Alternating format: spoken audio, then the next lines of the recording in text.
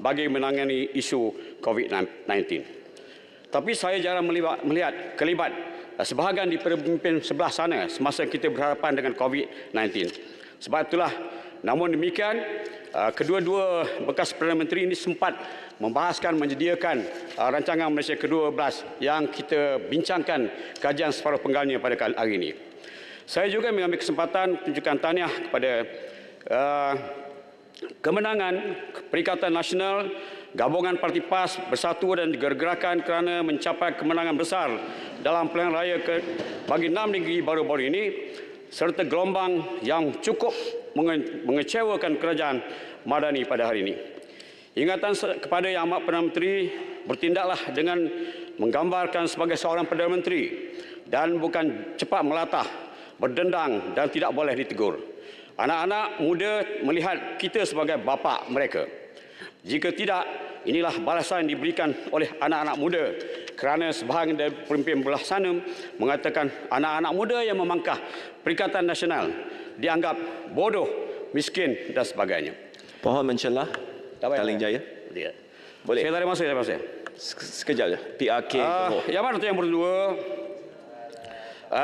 InsyaAllah kita akan buktikan pada masa hadapan bahawa parti gabungan di bawah Perikatan Nasional ini akan membuktikan pada negara, pada kerajaan bahawa rakyat telah berubah dan ingin melihat satu perubahan yang lebih besar di bawah kepimpinan termasuk yang jauh daripada terlibat rasuah dan sebagainya. Yang mana itu yang bertua? Rakyat rata-rata mengeluh berhadapan dengan susah dan hidupan mereka terimpit. Dalam pembentangan bajet 2013 yang lalu, Yang Amat Tambun telah berjanji akan menoktahkan kemiskinan tegar di negara kita pada tahun 2023. Saya ingin bertanya, apakah Yang Amat Tambun benar-benar yakin dan boleh memastikan bahawa kemiskinan tegar ini akan dapat dihapuskan oleh kerajaan pada hari ini dalam tahun ini juga. Kita telah mengalami 12 rancangan Malaysia. Yang jelas kerajaan baru ini membawa kehidupan rakyat lebih susah, nilai wang turun, integriti semakin merosot, kedudukan undang-undang negara cacat merebak dan jangan hanya pandai berjanji tapi tidak pandai menunaikan janji. Yang Amat Tambun juga suatu ketika pernah berjumpa dengan pelajar-pelajar P-Hiling dan berjanji untuk naikkan kadar upah mereka. Tetapi saya menemui beberapa orang mereka mengatakan bahawa setakat ini janji itu tetap janji dan masalah pendali-pendali P-Hiling ini tidak juga selesai. Juga kerajaan berjanji untuk menaikkan gaji kaki tangan awam. Saya ingin bertanya, apakah mekanisme yang dijalankan oleh kerajaan, diambil oleh kerajaan, berapakah peruntukan yang terlibat atau apakah janji-janji yang terlibat sekadar janji-janji gula untuk menghadapi pilihan raya? Sila. Tak ada tak ya? Baik, terima kasih kepada Maran, tak sangka bagi laluan. Terima kasih. Tadi saya lihat Maran sebut tentang kehidupan rakyat Malaysia sekarang secara umumnya jauh lebih susah berbanding dengan COVID. Saya minta Maran kemukakan fakta yang benar dan kukuh untuk menunjukkan bahawanya perbandingan penduduk sekarang dengan dulu lagi susah. Terima kasih, Datuk Bertua. Dengan dia punya terima kasih, Amat bertanya. Ini kalau bagi saya 1 jam mungkin saya keluarkan faktanya. Jadi, Yang Amat minta maaf, sila duduk. Kalau nak berhujah, mesti ada fakta. Sekurang-kurangnya ada indeks ukuran. Sudahlah, letak bagi jalan duduk je lah. 71 strategi yang Duduk. Dia tak jawab. Dalam tempoh yang singkat ini, Datuk Yang Bertua, saya minta maaf.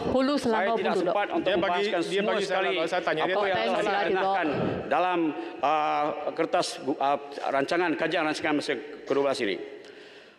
Datuk Yang Bertua, saya yang cuba beberapa perkara dalam sektor rancangan Malaysia ke-12 ini. Yang pertama ialah peningkatan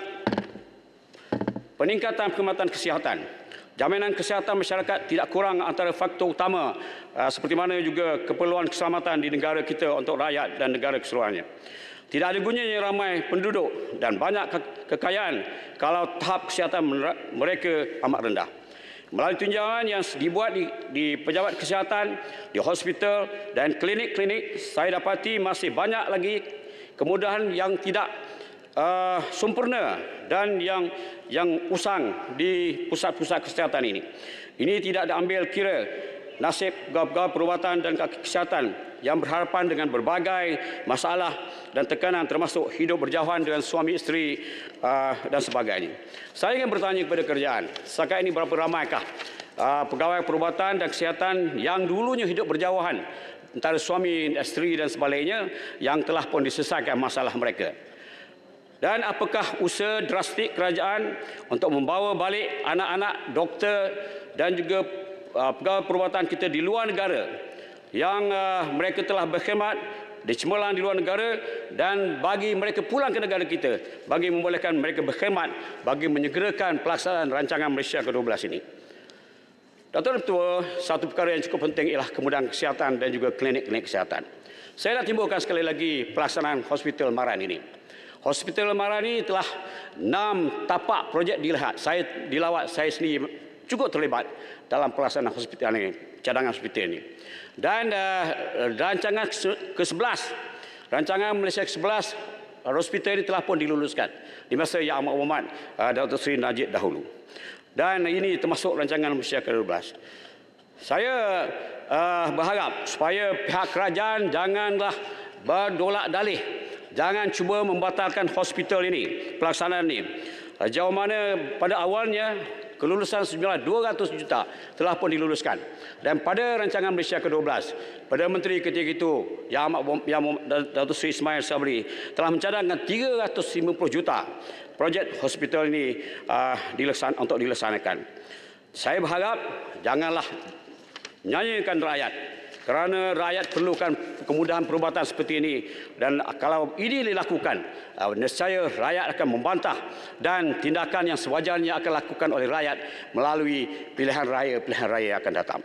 Jadi saya harap Hospital Maran ini akan dapat diteruskan dan juga dalam masa yang sama kerajaan membantu membaiki kemudahan-kemudahan yang lain. Keperluan Perumahan Negara, Datuk Yang Pertua. Saya ingin tahu berapa banyakkah rumah terbenggalai setakat ini telah dapat diselesaikan. Dan berapa ramaikah penghuni-penghuni yang beli rumah-rumah ini telah pun memiliki rumah mereka.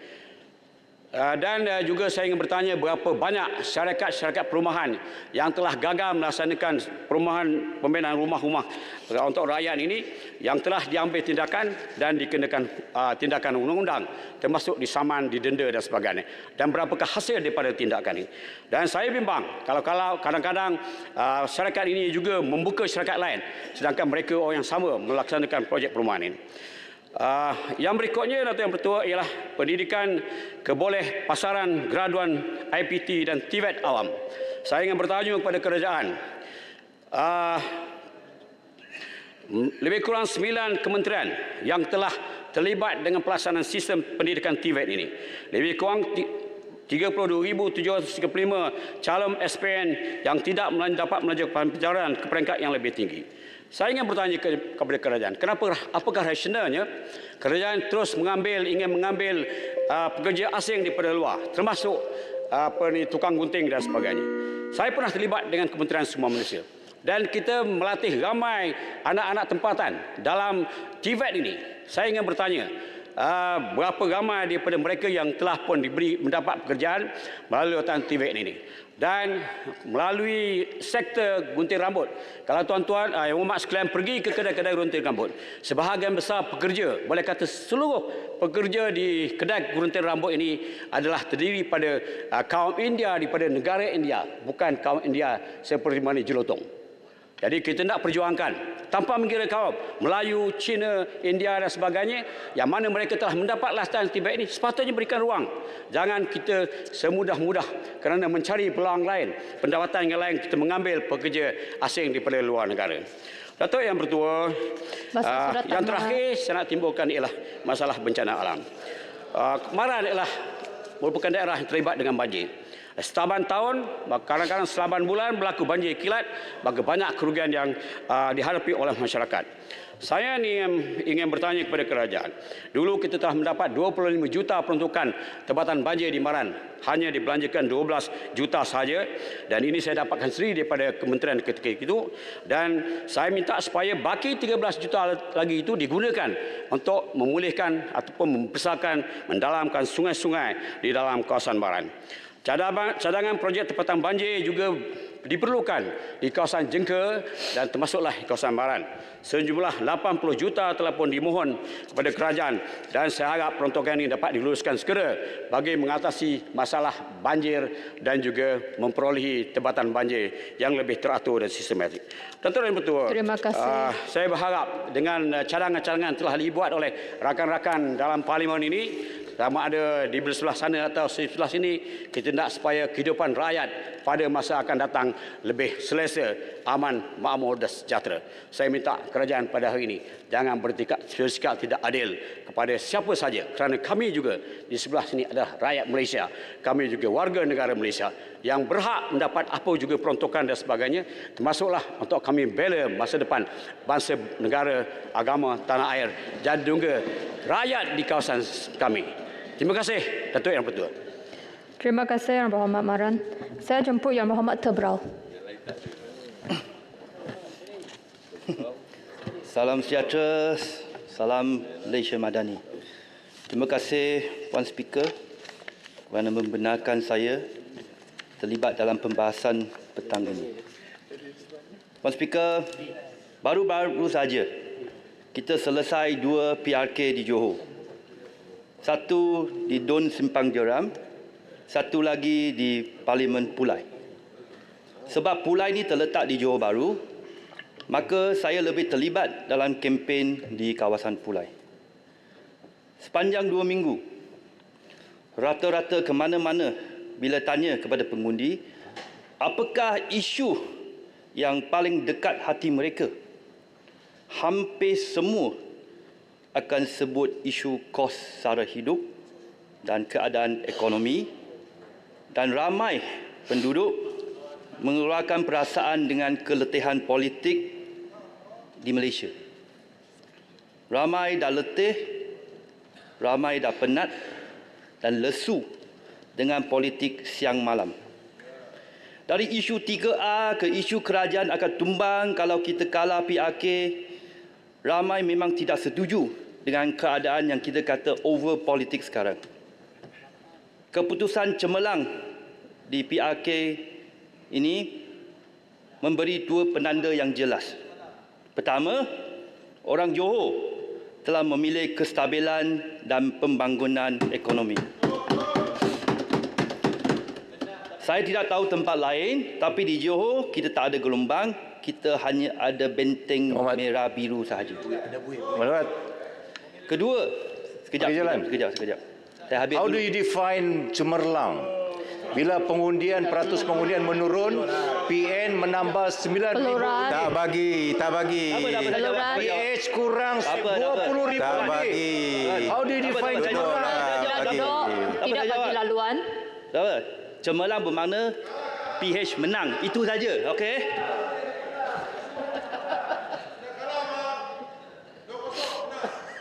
Ini merupakan satu kemenangan untuk bangsa Johor.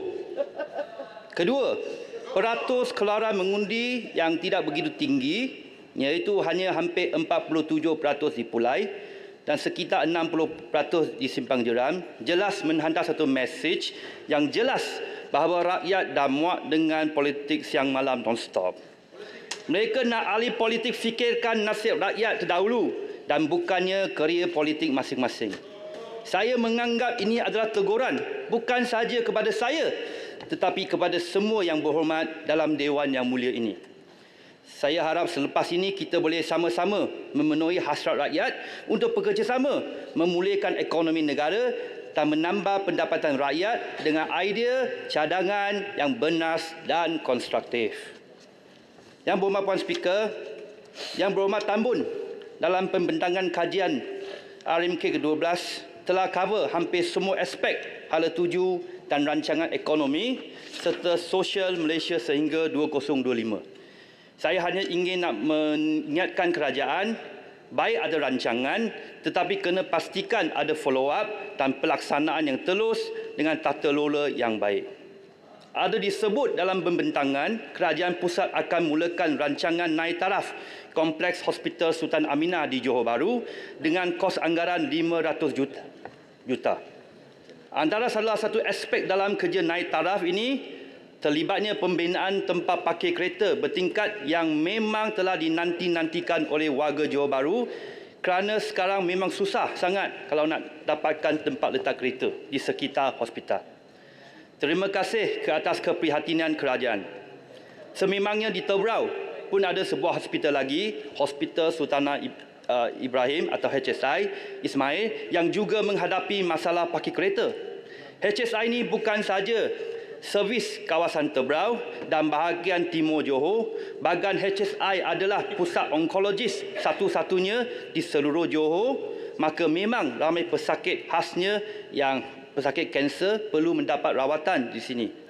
Saya harap pihak KKM juga boleh membina sebuah bangunan parkir kereta bertingkat dan sekiranya kos menjadi halangan, saya cadangkan bolehlah bekerjasama dengan pihak swasta untuk mengurusnya. Selagi harga berpatutan, saya rasa rakyat sedia membayar.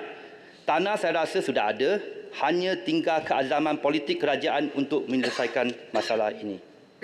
Tuan Speaker, wilayah ekonomi memainkan peranan yang cukup penting dalam pembangunan ekonomi sesebuah negeri atau kawasan.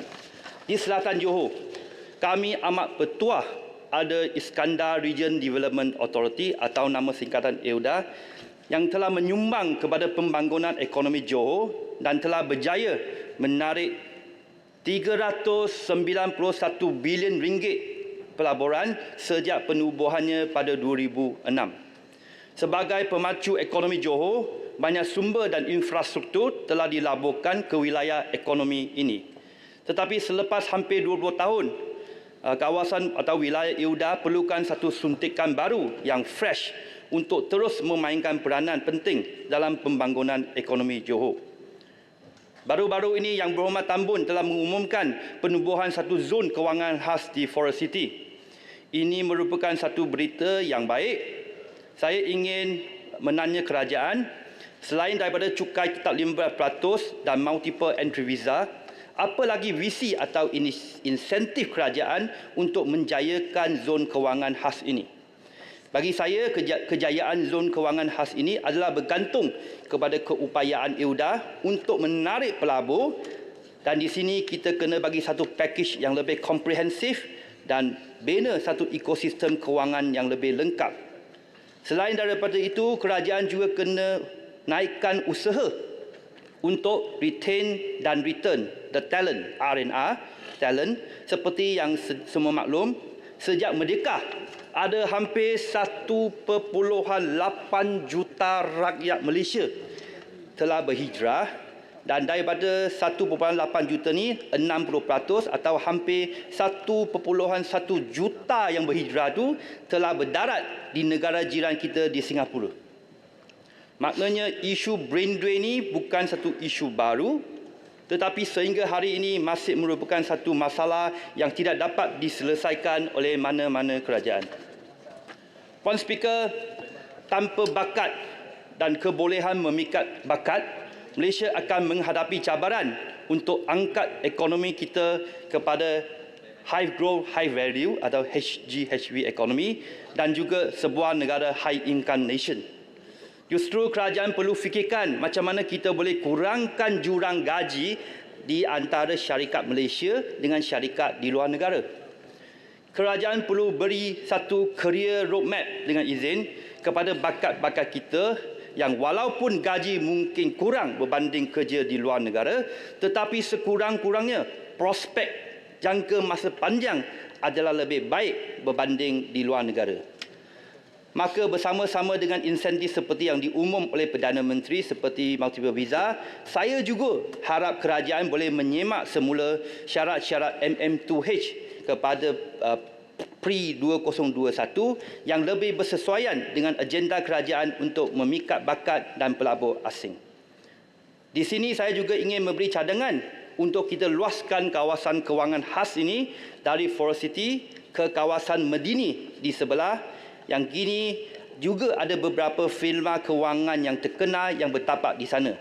Saya percaya keseimbungan dan sinergi gabungan Forest City dan Medini tentu akan menjayakan zon kewangan ini sekiranya disokong oleh insentif dan dasar yang positif oleh Kerajaan Madani. Puan Speaker, pembangunan wilayah ekonomi kenalah serata. Kalau kita tengok sekarang, kebanyakan pembangunan wilayah EUDA sekarang adalah bertumpu kepada bahagian barat daerah Johor Bahru di mana Medini dan Forest City terletak. Juga ada perhatian diberi kepada kawasan utara wilayah iaitu di Sedenak Kulai dengan pembangunan data center dan juga pembangunan baru di Air Manis. Saya harap pihak kerajaan dan EUDA juga boleh memberi sedikit tumpuan ke kawasan timur Johor Bahru, khususnya di Parlimen Tebrau yang termasuk dalam koridor D EUDA. Saya di sini cadangkan satu zon ekonomi khas Iskandar atau Iskandar Special Economic Zone boleh diwujudkan di kawasan Tebrau. Untuk makluman Tuan Speaker, populasi Tebrau kini telah mencacat 500,000 orang atau persamaan dengan 15% populasi seluruh Johor. Tebrau terletak dalam daerah Johor Bahru dan terletaknya satu-satu kawasan industri berat di Johor di Tanjung Langsat. Yang lebih strategik ialah Tebrau terletak di antara Pengerang dan juga Bandar Johor Bahru, maka merupakan satu kawasan yang sesuai untuk kita dirikan satu kawasan industri HGHV yang memberi tumpuan kepada industri berat dan sektor manufacturing atau pembinaan yang boleh take advantage kepada feedlot dan supply chain di sekitar kawasan Tebrau dan Pengerang. Di Tebrau dan Pasir Gudang, kita juga ada pelabuhan, maka kerajaan hanya perlu naik taraf infrastruktur sedia ada, khasnya melibatkan jalan-jalan utama dan tambah perumahan mampu milik rakyat. Saya juga harap kawasan zon ekonomi ini akan diberi lebih autonomi untuk meluluskan permohonan pembukaan kilang yang kini mengambil masa yang agak panjang kerana perlu melalui tidak kurang daripada 18 agensi kalau nak buka satu kilang. Kalau kita lambat, saya khawatir banyak pelabur asing akan memilih negara lain. Senang kata, kalau di sebelah barat Iskandar region, kita boleh dirikan zon kewangan khas yang level rantau, maka di sebelah timur, saya nampak Tebrau boleh jadi hub pembinaan bukan sahaja Johor, malah Malaysia pada masa yang akan datang.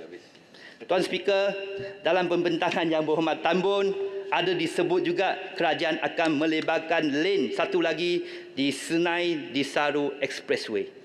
Ini adalah berita baik kerana dah lama dah orang Johor tanya mengapa kita bayar tol tapi jalan macam jalan biasa. Kalau kita nak potong pun kita kena tengok macam jalan biasa sebab highway tu dia satu lane pergi satu lane balik saja.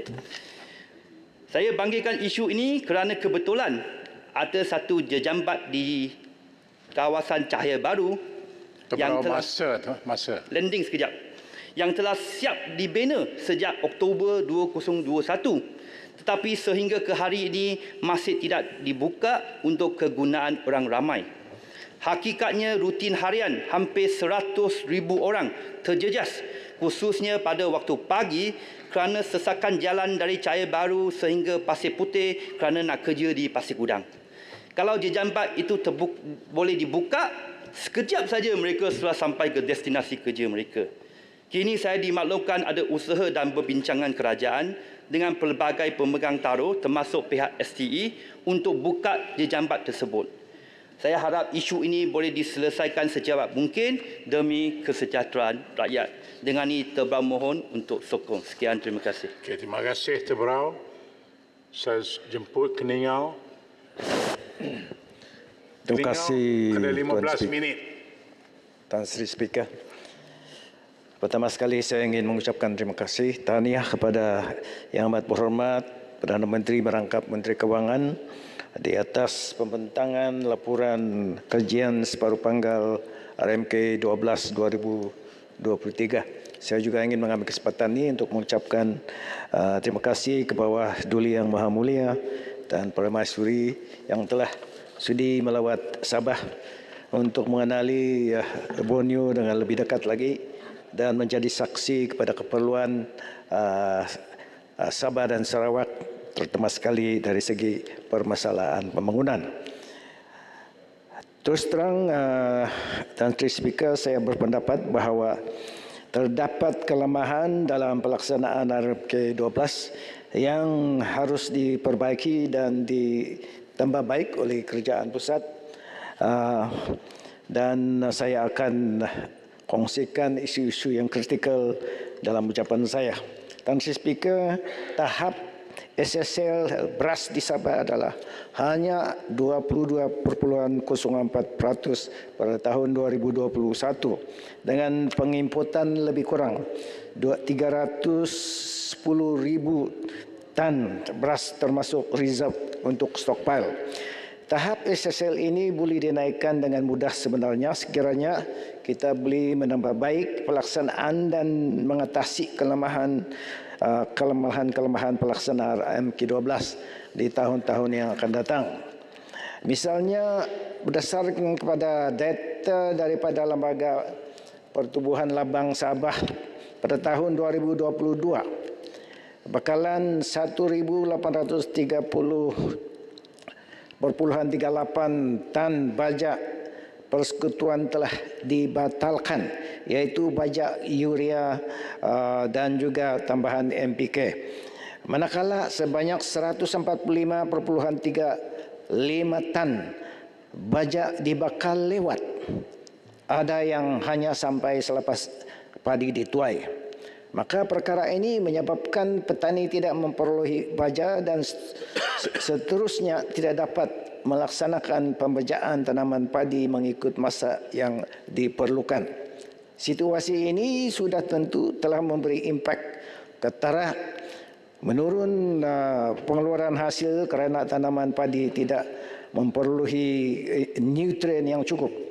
Walau bagaimanapun, saya berterima kasih kepada Kementerian Pertanian dan Keterjaminan Makanan kerana telah membekalkan Sabah sebanyak 13 buah jentera pembajak dan 7 buah jentuai, iaitu jumlah 20 unit.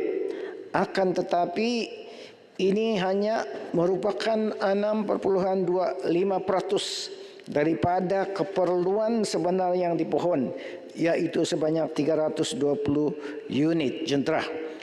Jumlah kos keseluruhan bagi sebanyak 320 unit ini hanyalah 59.2 juta. Dan 59.2 juta ini ditolak oleh kerajaan pusat walaupun jumlah ini adalah amat kecil, iaitu ini pun bukan sampai loose change berbanding dengan 50 hingga 60 bilion yang dikaut oleh Petronas dan kerajaan persekutuan daripada minyak dan gas dari perut bumi Sabah. Untuk makluman, Dewan Yang Mulia ini 59.2 juta merupakan hanyalah 0.11% daripada 60 bilion, dan seperti yang diumumkan pada Dewan Mulia ini oleh Yang Berhormat Timbalan Menteri Kewangan, lembaga hasil dalam negeri telah mengutip 6.53 bilion pada tahun 2022 dari Sabah, dan 59.2 juta ini merupakan 0.9% dari 6.53 bilion yang dikutip. Tan Sri Speaker, 6,000 hektar sawah padi yang aktif juga tidak dapat ditanam akibat kekurangan jentera pembajak, walaupun banyak kawasan sawah padi misalnya di Keningau masih ramai yang menanam padi dengan kaedah tradisional.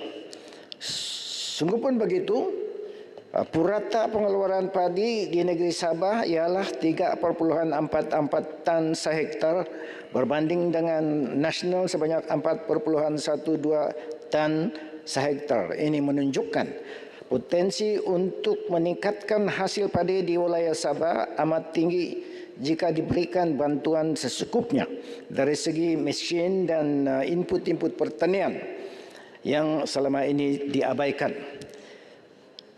Tan Sri Speaker, di Sabah tiada satu kawasan sawah padi di bawah yang diiktiraf sebagai jalapang padi. Akibatnya tiada peruntukan disalurkan untuk penyelenggaraan sistem pengairan dan saliran. Keluasan sawah padi di luar status jalapang padi ini di Sabah adalah 18,425,28 hektar. Selain sistem pengairan dan saliran, tanah 18,425,28 hektar tersebut memerlukan 23 juta untuk melaksanakan program pengapuran. Tambah lagi, oleh sebab bukan jalapang padi, petani yang terlibat tidak berhak atau layak mendapat bantuan kerajaan dan kalau ada pun hanya terhad kepada 6 hektar sahaja. Dalam RMK 11 pada tahun 2016 hingga 2020, Sabah diperuntukkan sebanyak 4,522 juta oleh Kerajaan Persekutuan bagi program pemulihan tanah sawah terbiar. Tetapi di dalam RMK 12 tiada langsung pembiayaan untuk program ini di Sabah. Kawasan sawah padi terbiar di Sabah adalah seluas 8,602,52 hektar. Ini memerlukan 166 juta untuk membangun semula kawasan sawah terbiar ini. Sekiranya mendapat bantuan daripada Kerajaan Persekutuan, boleh menyumbang meningkatkan SSL sebanyak 6,5%. Selain itu, Kerajaan Persekutuan juga perlu menyalurkan peruntukan bagi program membangun padi tanah kering. Kawasan padi tanah kering ini di Sabah adalah 18,733 hektar yang merangkumi kawasan padi tanah kering yang sedia ada seluas 13,733 hektar dan 5,000 hektar kawasan baru. Sebanyak 16,91 juta peruntukan diperlukan untuk insentif input pertanian. Hasil padi tanah kering tersebut jika diaktifkan boleh menyumbang kepada peningkatan SSL sebanyak 7 sehingga 10%. Sejak 2018 sehingga 2022, seramai 38 orang usahawan industri makanan dan asas tani dari 15 buah daerah di Sabah telah menyertai program Grant Pemadanan atau Change Upgrade Product. Nilai jualan pada tahun 2022 adalah sebanyak 2,711 juta ringgit Malaysia. Peruntukan yang disalurkan hanyalah 250,000 setahun. Jika peruntukan grant ini boleh ditingkatkan pada 5 juta setahun, iaitu 20 kali ganda. Usahawan dan nilai jualan boleh ditingkatkan juga 20 kali ganda. Penambahan dana 5 juta untuk melaksanakan program Grant Pemadanan ini boleh membawa usahawan industri makanan dan asas tani dalam kategori mikro untuk meningkatkan nilai jualan tahunan melebihi 55 juta setahun. Program ini mampu memperkasakan penjagaan usahawan melalui pengeluaran produk yang cepat, konsisten dan berkualiti serta beroperasi di dalam premis yang mematuhi pensijilan. Skop grant ini menyokong dan seiring dengan permintaan produk makanan tempatan bernilai tinggi bagi memenuhi keperluan pasaran domestik dan juga untuk ekspor. Tuan Sri Speaker, kawal silia padi dan beras diurus di bawah Timbalan Setiausaha Bahagian Seksyen Kawal Selia Padi dan Beras di Kementerian Pertanian dan Keterjaminan Makanan. Baru-baru ini kecoh satu negara apabila harga beras import dinaik harga 36% walaupun harga dunia tidak naik sebanyak itu. Mungkin 14% saja. Adalah menjadi tanggungjawab berkanun Timbalan Setiausaha Bahagian Seksyen Kawal Selia Padi dan Beras untuk dengan izin to ensure a fair and stable price of rice for consumers dan to do all things expedient or reasonable, necessary or incidental to enforce the maintenance of a fair and stable price of rice for consumers. Jadi persoalan saya, apakah justifikasi Menteri Pertanian dan Keterjaminan Makanan dan Timbalan Setiausaha Bahagian Seksyen Kawalan Selia Padi dan Beras membenarkan kenaikan harga beras import sebanyak 36%? Dan apakah langkah-langkah dan tindakan segera kerjaan untuk mengawal harga beras berikutan bebanan hidup rakyat yang semakin meningkat? Tuan Sri Speaker, saya mencadangkan untuk menambah baik dan memperkasa RMK12 ini untuk industri padi dan beras. Kerajaan Persekutuan dicadangkan mengambil tindakan seperti berikut. Pertama, membatalkan atau mengecualikan pelaksanaan Akta 522 Control of Paddy and Rice Act 1994 di Sabah dan menurunkan kuasa kawal selia dan otonomi padi dan beras kepada Kerajaan Sabah di bawah Jabatan Pertanian Sabah seperti mana juga yang telah dilaksanakan dengan Akta Perikanan 1995 di mana pada 2021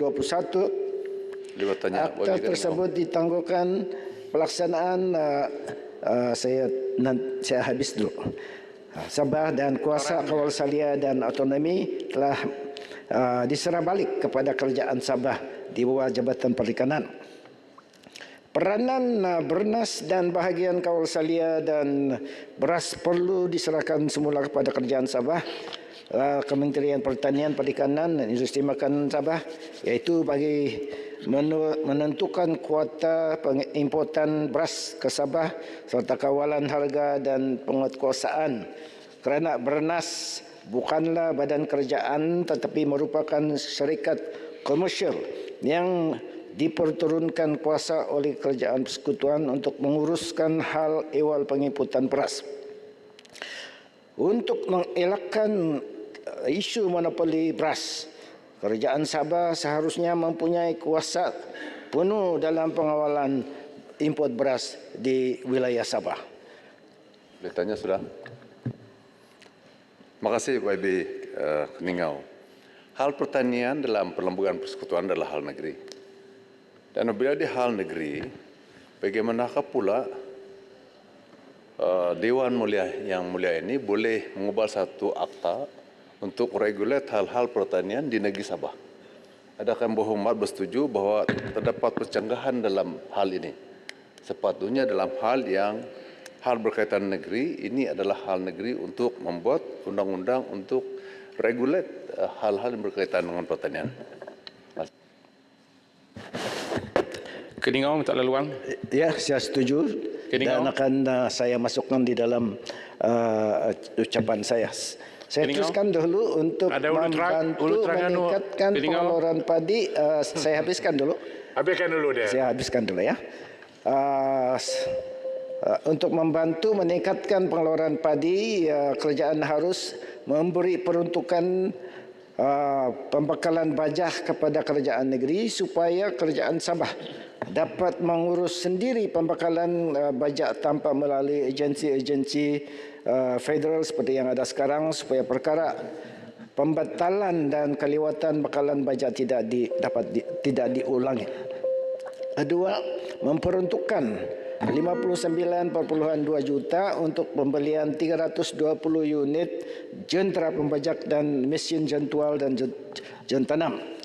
Yang ketiga, sekiranya kerajaan masih tidak mengiktiraf Sabah sebagai jalapang padi, kerajaan harus memberikan subsidi-subsidi dan bantuan-bantuan untuk Sabah sebagai di bawah kategori khas bukan jalapang padi yang terpakai untuk Sabah dan tidak dihadkan kepada 6 hektar sahaja. Dia memperuntukkan dana yang secukupnya sebanyak 36 juta setiap tahun untuk memperbaiki dan menyelenggarakan pengairan dan saliran di Sabah. Seterusnya, meningkatkan infrastruktur pengairan dan saliran seperti berikut. Di Jelapang Padi Iadah Kota Belud sebanyak 150 juta untuk tempoh 2023 hingga 2025. Di luar Jelapang Padi seperti di Terusan Sapi Beluran sebanyak 140 juta, di Keningau sebanyak 105 juta, di Kota Merudu 70 juta, di Tambunan sebanyak 115 juta. Semuanya berjumlah kasar 580 juta. Seterusnya memperuntukkan 23 juta untuk pengkapuran tanah sawah seluas 18.425 hektar sawah padi yang terbiar yang di luar Jelapang Padi. Memperuntukkan 166 juta untuk membangunkan semula kawasan sawah terbiar seluas 8.602,52 hektar yang akan meningkatkan SSL beras sebanyak 6,5%.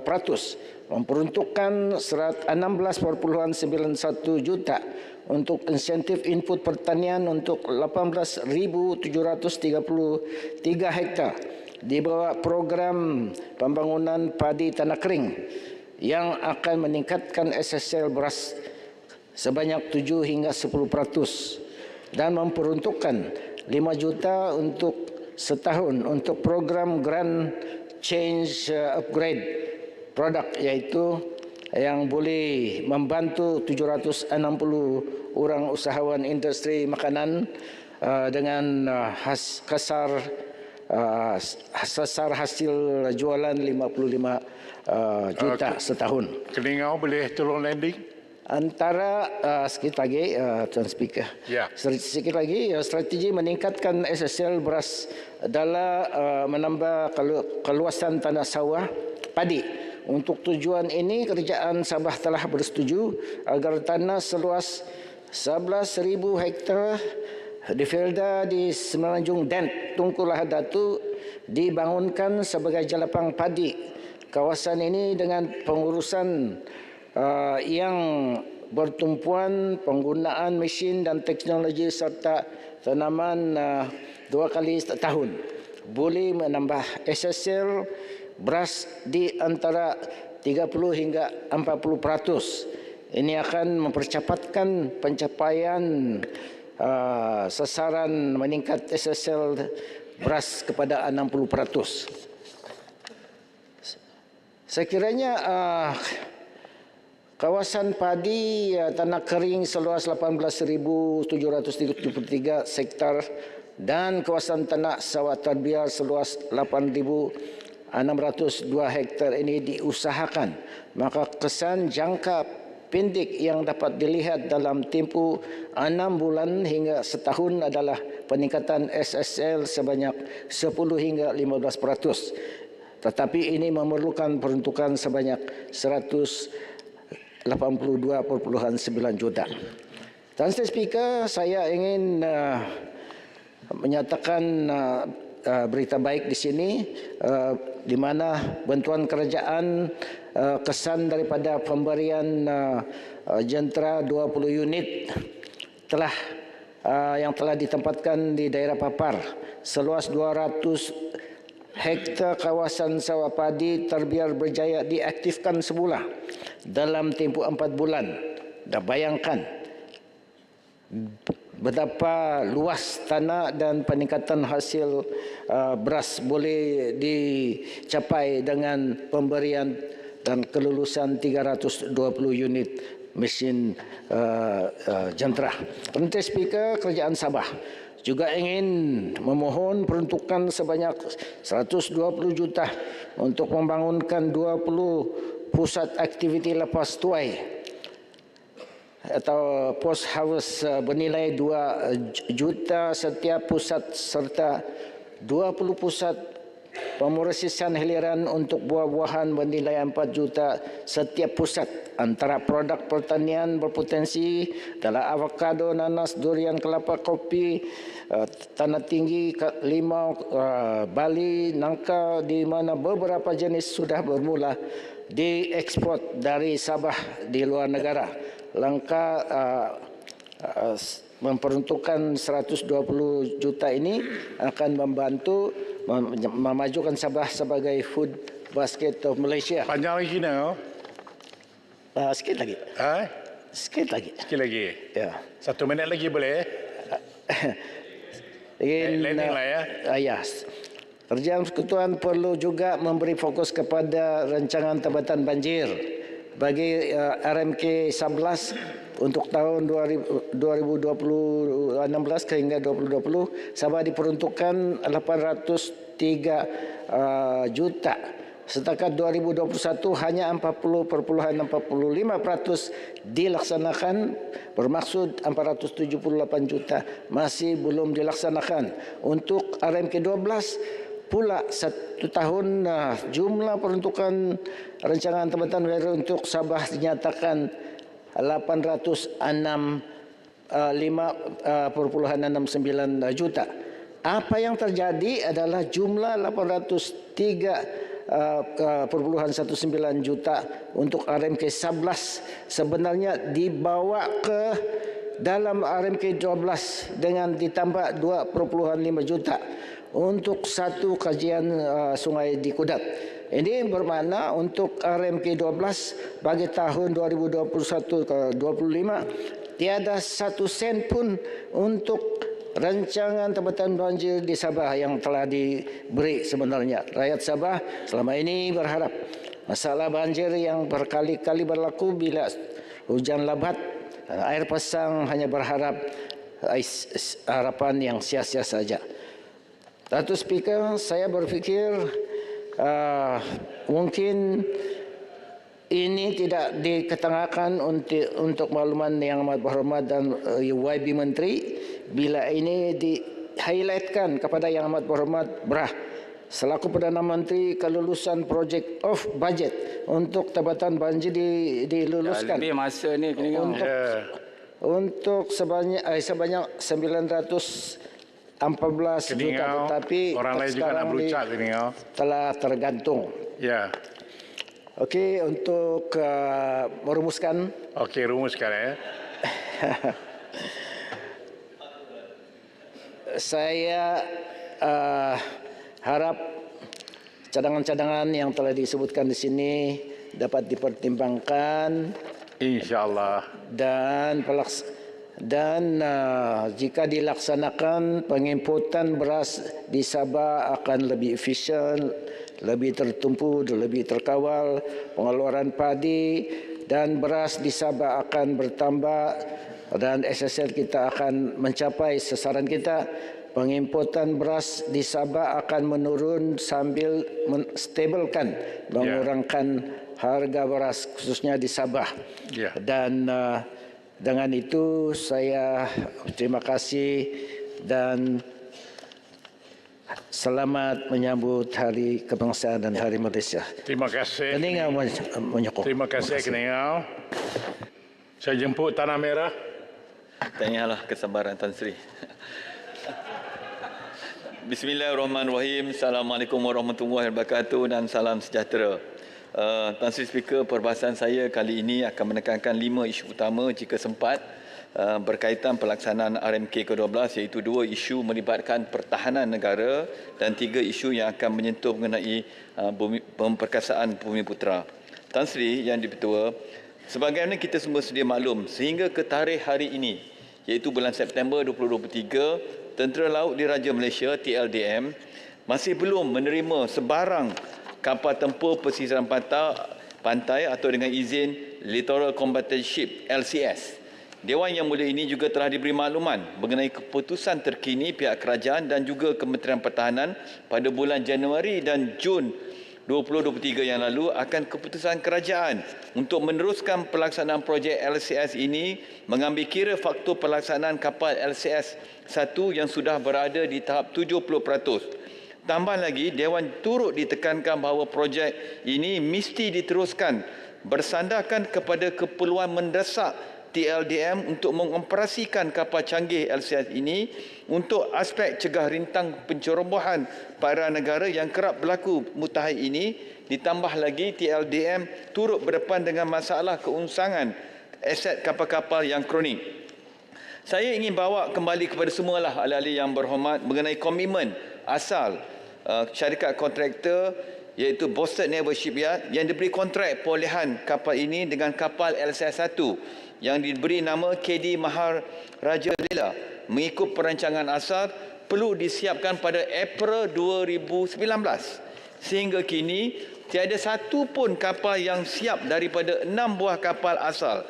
Ini bermakna projek ini telah terbengkalai selama 4 tahun dan juga kos meningkat begitu tinggi sebagaimana penerangan yang berhormat Timbalan Menteri Pertahanan pun ada dalam Dewan ini pada Jun 2023, di mana di Dewan Yang Mulia ini hingga mengakibatkan kerajaan perlu menambah peruntukan kos asal iaitu dari 1.5 bilion sebuah kapal kepada 2.2 bilion sebuah kapal, menjadikan keseluruhan kos siling berjumlah 11.2 bilion hanya untuk 5 kapal berbanding kos asal 9.12 bilion untuk 6 kapal.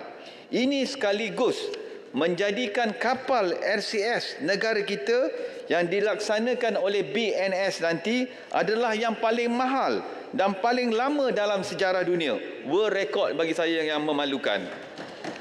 Sejarah BNS pula, syarikat BNS pula dikekal diberi tanggungjawab untuk menyiapkan projek ini dengan peruntukan tambahan dari kerajaan berjumlah 2.2 bilion walaupun kapal dikurangkan dari 6 kepada 5 buah saja.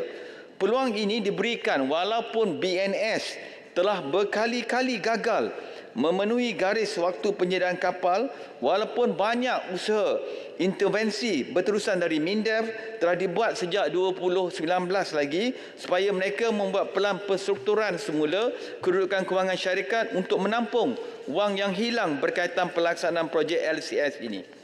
Persoalan yang ingin saya anjurkan kepada MINDEF, apakah threshold line dengan izin ataupun garis merah amaran terakhir kepada pihak kerajaan atau pihak MINDEF sebagai tindakan perakhiran bagi kerajaan mengisytiharkan projek LCS ini telah gagal?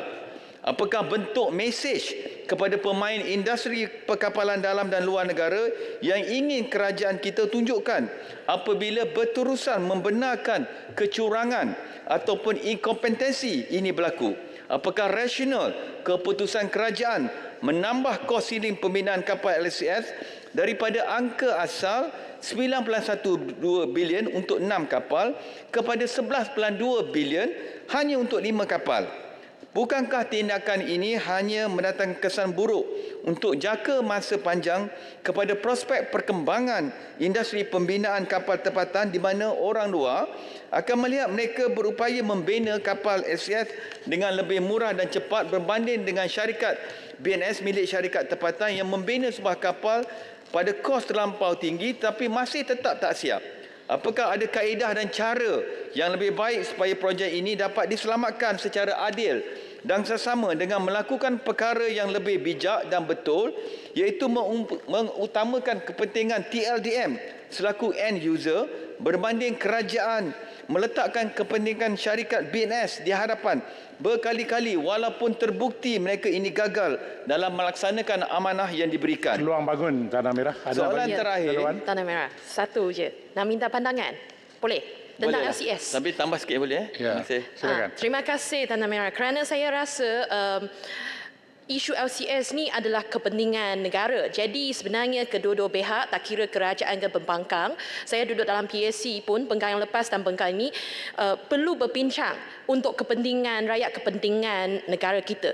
Jadi setelah dengar pandangan Tanah Merah, sebenarnya saya nak minta tanya, apa pendirian Tanah Merah sebenarnya untuk selesaikan isu ini? Kerana Tanah Merah juga pernah memegangkan jawatan sebagai timbalan menteri dalam Kemendah. Jadi apa penyelesaian yang kerajaan boleh ambil sebenarnya untuk selesaikan isu ini? Kalau bukan melantik semula bau state, ada jalan keluar lain tak?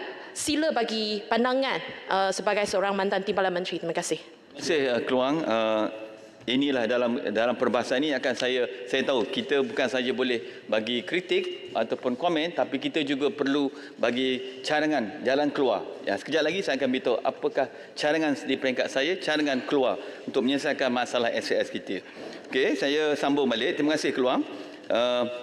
Jadi kita dah nampak dah berkali-kali ini soalan yang terakhir yang saya berkaitan projek ini, apakah detail, soalan saya ini khususnya kepada Timbalan Menteri ini, soalan terakhir saya mengenai projek LSS ini, apakah detail design sudah siap?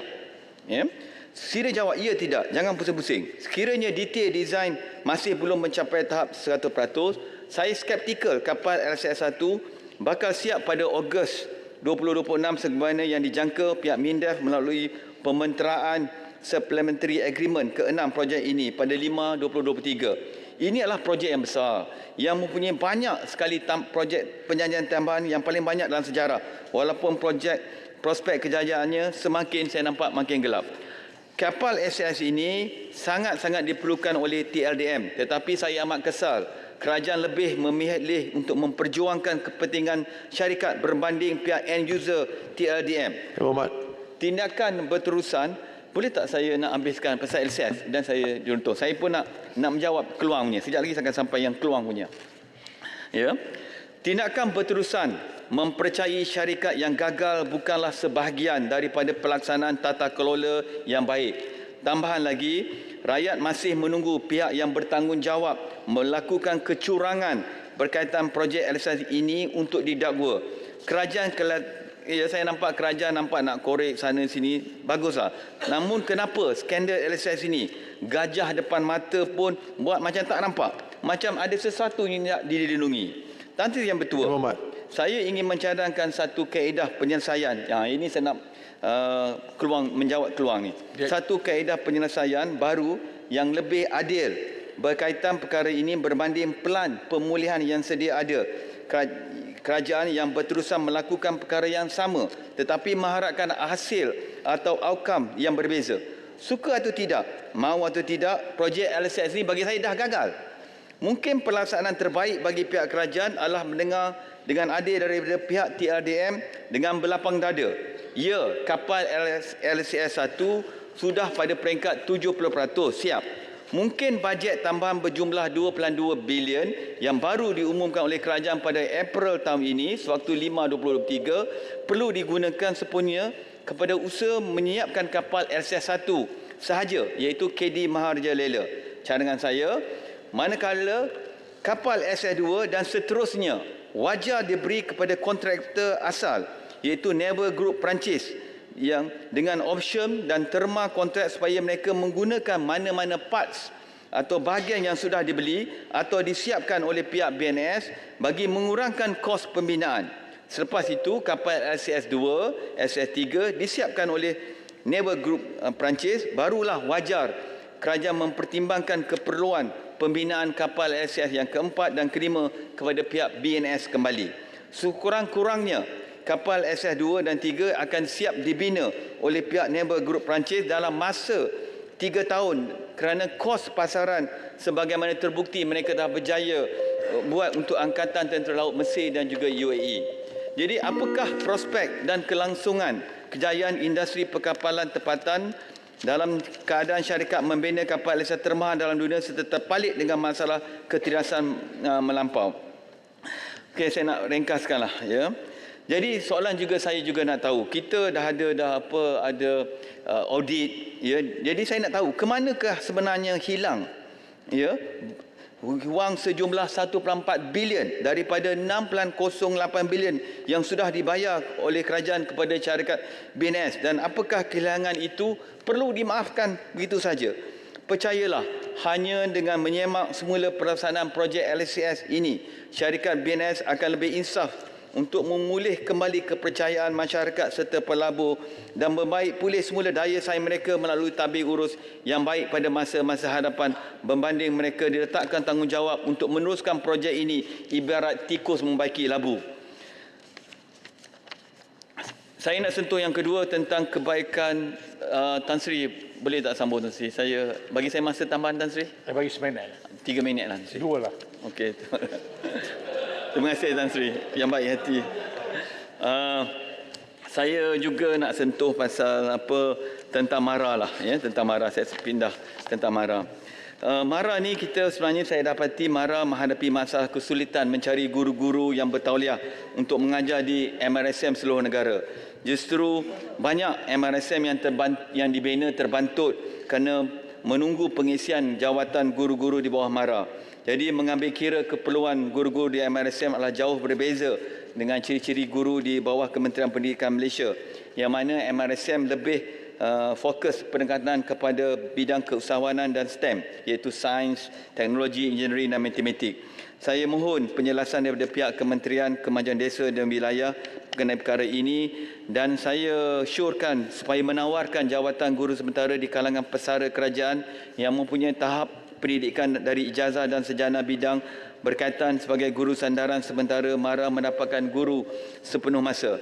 Saya juga ingin tahu status pembinaan MRSM di Tanah Merah, yang mana tanah telah dibeli dan sepatutnya dibina dalam RMK ke-9 lagi. Harap juga dapat dibina tahun ini juga seperti janji Yang Amat Berhormat Bagan Dato' dalam sesi penggal lepas. Saya harap Yang Amat Berhormat Bagan Dato' dapat membantu juga membina lebih banyak jalan-jalan kampung dan pemasangan lampu-lampu. Dan saya juga harap Kementerian Kesihatan, ya, dapat meneruskan projek-projek pusat-pusat kesihatan baru yang sepatutnya dibina dalam RMK tahun ini. Okey, saya nak jawab Jelutong dulu boleh tak? Jelutong tanya apa? Lepas tu saya bagi Hulu Terengganu kalau diizinkan oleh speaker. Terima kasih Tuan Speaker, Datuk Seri Speaker. Yang Berhormat setuju dengan saya bahawa isu berkenaan dengan skandal LCS ini, pembongkarannya sebenarnya dilakukan ketika Yang Berhormat berada di sebelah sini dan kita di sebelah sana.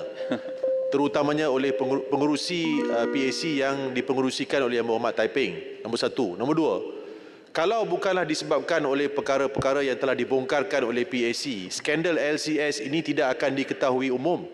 Dan adakah Yang Berhormat setuju bahawa sekurang-kurangnya kita berikan Yang Amat Berhormat Tambun 5 tahun lah. Penggal kita belum selesai lagi.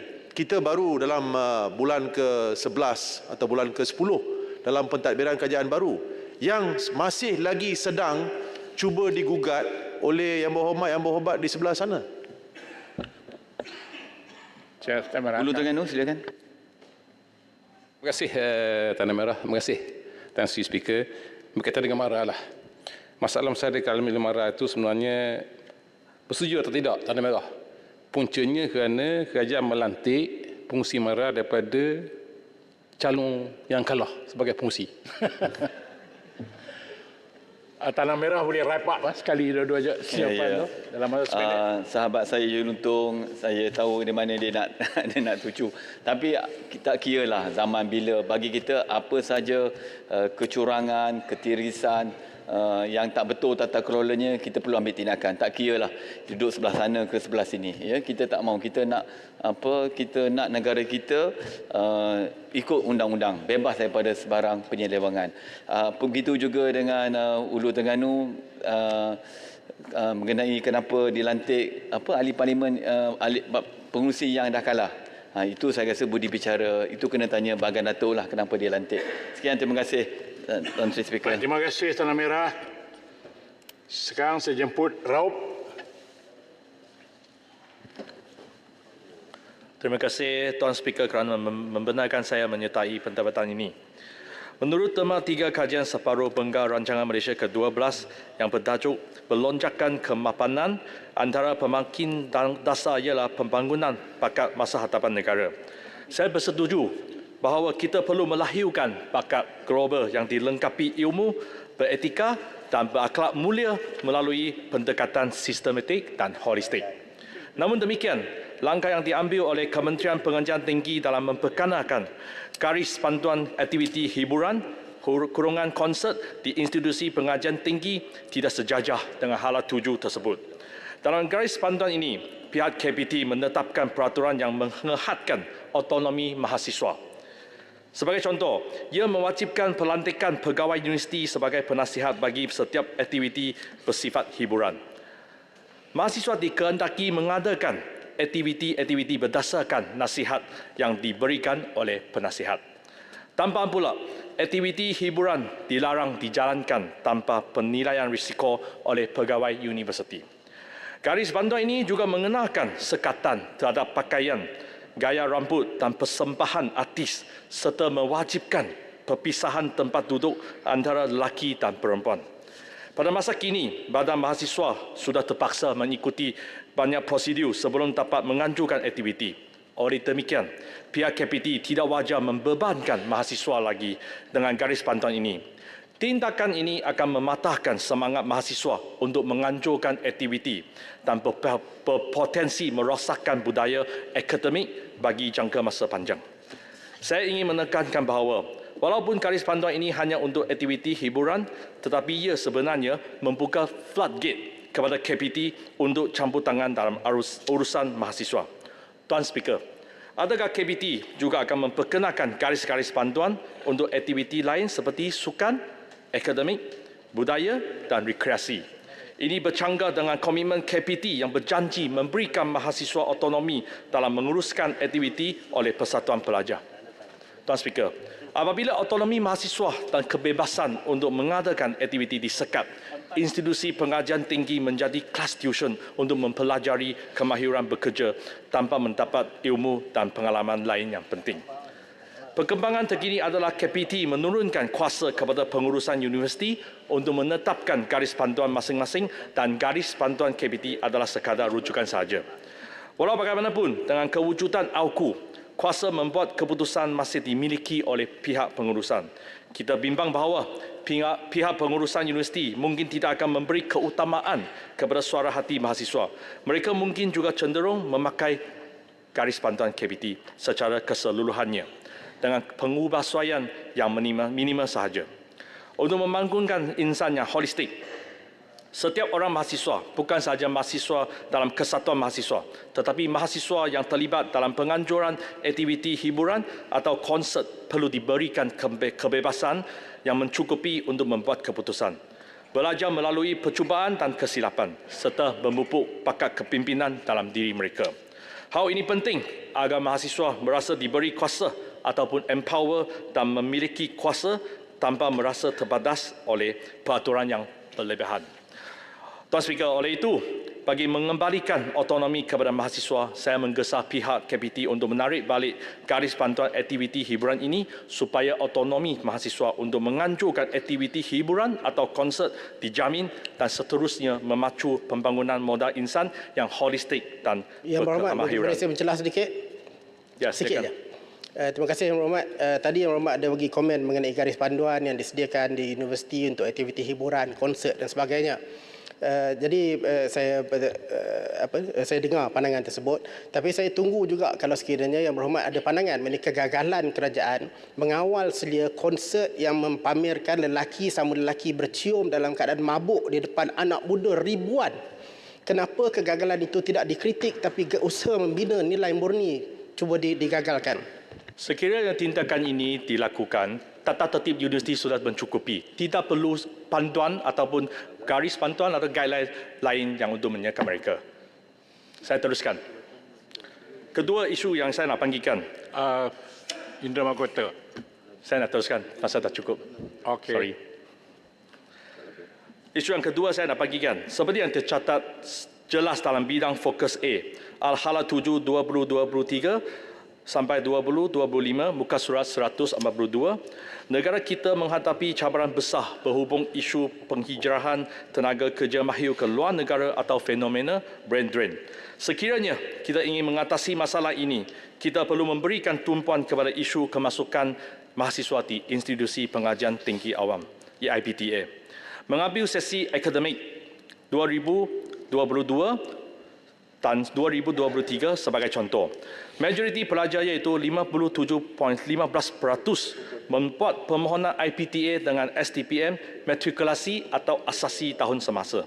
Walau bagaimanapun, berulang kali setiap tahun timbul masalah di mana pelajar cemerlang STPM tidak dapat memasuki IPTA atau mendapat kursus yang diingini. Pada dasarnya, masalah ini berkait rapat dengan sistem kemasukan pelajar IPTA yang tidak telus. Kriteria pemilihan pelajar tidak pernah diumumkan secara terperinci dan apabila pelajar cemerlang tidak diterima oleh IPTA, alasan penolakan juga tidak diberikan. Di sini saya ingin mengemukakan satu soalan kepada Kementerian Pengajian Tinggi.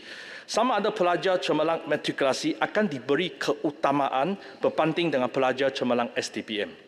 Saya juga meminta penjelasan daripada Kementerian Pendidikan Tinggi tentang bagaimana penilaian akan dibuat jika terdapat dua pelajar dengan CGPA 4.0 serta markah core kurikulum yang sama tinggi tetapi seorang pelajar adalah dari matrikulasi dan seorang lain dari aliran STPM. Siapakah yang akan diberikan keutamaan untuk masuk IPTA?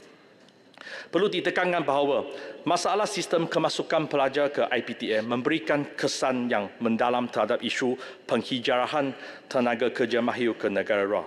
Jika kita enggan memberikan perhatian yang serius kepada masalah ini, maka mereka mungkin akan memilih untuk belajar di luar negeri dan ini akan menyebabkan pakat-pakat berhijrah ke luar negara secara berterusan. Tuan Speaker, isu yang ketiga yang saya nak bangkitkan adalah saya menyambut baik langkah kerajaan untuk menggalakkan penyertaan sektor swasta dalam memajukan kegiatan pertanian pintar dan meningkatkan daya saing sektor agrokomoditi, sebagaimana yang digariskan dalam ancakan besar ke-13. Walau bagaimanapun, saya ingin mengingatkan bahawa pekebun adalah pemegang taruh utama dalam sektor pertanian Malaysia. Kerajaan tidak boleh menjalankan polisi ini secara efektif tanpa memahami kesusahan yang dihadapi oleh golongan petani. Saya ingin menarik perhatian Dewan Yang Mulia ini kepada beberapa insiden yang mencetuskan perbincangan yang hangat di media sosial. Pertama, di kawasan saya Raub, pekebun-pekebun telah digalakkan oleh rancangan buku hijau untuk bercucuk tanam di tanah terbiar. Mereka telah cuba untuk memohon geran atau permit atas tanah yang diusahakan sejak tahun 60-an.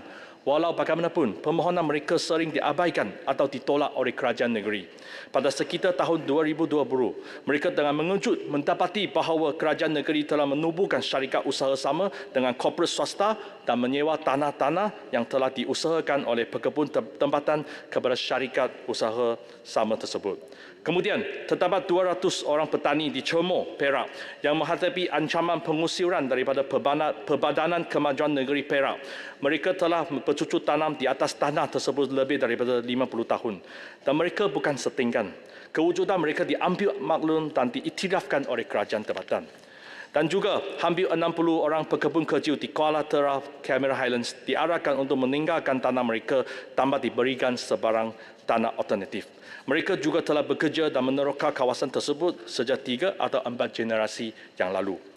Walaupun peristiwa yang saya sebutkan tadi berlaku di lokasi yang berbeza dan melibatkan komuniti yang berlainan, tetapi secara keseluruhan, ia menunjukkan kecacatan dalam sistem tanah pertanian negara kita yang melakukan eksploitasi terhadap pekebun berskala kecil. Tuan Speaker, kita asyik mengaitkan kemajuan dengan pelaburan korporat besar dan modal yang tinggi, sementara pekebun berskala kecil diabaikan dan ditinggalkan. Sekiranya kerajaan bertekad untuk menangani kemiskinan dan membina keadilan sosial, kita harus memperkasakan pekebun berskala kecil dan memasukkan mereka dalam rangka kerja serta pelan sektor pertanian. Tuan Speaker, saya faham bahawa pentadbiran tanah adalah bidang kuasa kerajaan negeri. Tapi jangan kita lupa bahawa Kerajaan Persekutuan sebagai ahli Majlis Tanah Negara diberi tanggungjawab untuk memajukan dan mengawal penggunaan tanah di seluruh persekutuan bagi tujuan pertanian. Penyelidikan menunjukkan pekebun yang memiliki tanah ataupun sekuriti tanah akan mempunyai lebih banyak insentif dan keupayaan yang lebih baik untuk melabur. Mereka berasa risiko yang lebih rendah dan mereka lebih mudah mengakses institusi kredit. Hal ini membawa kepada peningkatan hasil bagi setiap unit tanah. Maka saya sini mencadangkan bahawa kerajaan persekutuan dan kerajaan negeri perlu ubah pendekatan mereka dalam menangani isu-isu pekebun tanpa permit dan mengambil pendekatan yang lebih mesra rakyat. Sumbangan pekebun-pekebun berskala kecil kepada pertumbuhan sosial ekonomi negara harus diiktiraf. Saya selanjutnya mencadangkan bahawa pekebun-pekebun tempatan yang telah lama mengusahakan tanah pertanian perlu diberikan keutamaan untuk menyewa ataupun memiliki tanah. Kerajaan pusat maupun kerajaan negeri tidak wajar untuk memberi milik tanah yang bersaiz besar kepada korporat swasta, kroni ataupun syarikat besar. Kerajaan sepatutnya memberi peluang kepada pekebun kecil untuk memastikan keadilan sosial yang selaras dengan semangat Malaysia Madani. Sekian, terima kasih. Saya Muhammad Nyokong. Terima kasih. Saya jemput Kuala Langat. Bismillahirrahmanirrahim. Assalamualaikum warahmatullahi taala wabarakatuh dan salam sejahtera.